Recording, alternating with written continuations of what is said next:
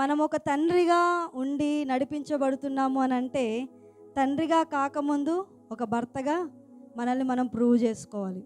ఒక భర్తగా కాకముందు ఒక కొడుకుగా మనల్ని మనము, ఒక కుమారుడుగా మనం సరియైన రీతిలో ఉంటే భర్తగా మనము నెగ్గినట్లు. భర్తగా నెగ్గితేనే తండ్రిగా మనము పాత్రులుగా ఉంటాము. దావీదు దేవునికి హృదయానుసారుడు అని ఉన్నాడు.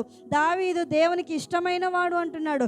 దావీదు సహవాసం కలిగినటువంటి వాడు అంటున్నాడు. దావీదు అన్ని మాటలు, అన్ని రకాల యుద్ధాలు జయించాడు, లోకాన్ని గెలిచాడు, కానీ తండ్రిగా ఓడిపోయాడని నేను అనుకుంటాను.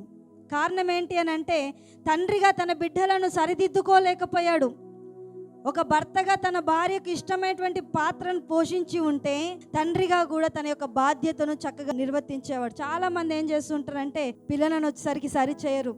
వారిని ఎప్పటికప్పుడు ప్యాంపర్ చేస్తూ ఉండాలి, ఎప్పటికప్పుడు పొగుడుతూ ఉండాలి. పిల్లలను పొగడకపోతే వాళ్ళకి ఎక్కలేని బాధ, వేదన. కానీ తండ్రిగా ఎప్పటికప్పుడు వాళ్ళని గద్దించాలి. గద్దించకపోతే కనుక తండ్రిగా మనము ఫెయిల్ అయిపోతూ ఉంటాము.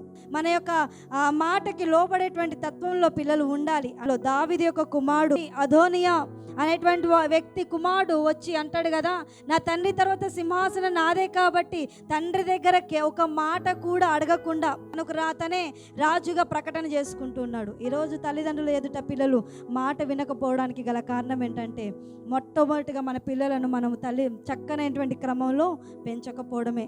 మనం మొట్టమొదటిగా దేవుని భయభక్తులలో వారిని పెంచాలి. మొదటగా కుమారుడుగా మనము దేవుని ఎదుట కనబడాలి, భర్తగా కనబడాలి, తర్వాత ఒక చక్కని తండ్రిగా దేవుని ఎదుట కనబడాలి.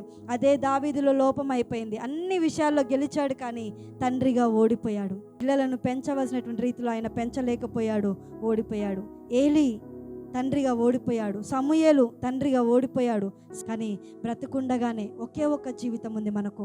ఈ ఒక్క జీవితంలోనే